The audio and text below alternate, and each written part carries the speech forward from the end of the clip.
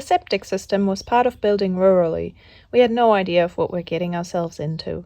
A new council regulation was introduced just a month before we signed up to build, requiring discharge consent through Auckland Council. This involved a lot of paperwork, an engineer, surveyor, environmental and biological reports to be done. Our building company looked after getting everything in order for the consent, but due to lockdown, everyone was overwhelmed and it took a lot longer than expected to prepare all the reports.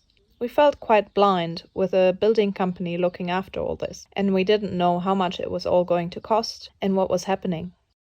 The septic plan of our property came back with a proposed 810 square meter discharge field for 1,080 litre of discharge per day with UV light treatment. It seemed quite excessive for a family home. Looking at our water bill, it would cover 6 times the amount of water we were actually using every day.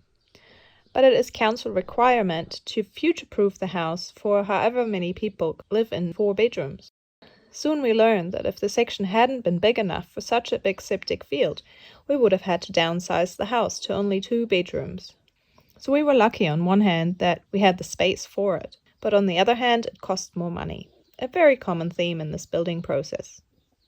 After 2 months of getting all the documents ready, discharge consent was lodged with council early November. We decided to take the risk of paying a significant deposit to the building company, even though the bank's condition was for discharge consent to be approved. We were told there shouldn't be any issues with the discharge consent, and we really wanted to progress with the house planning while waiting for consent.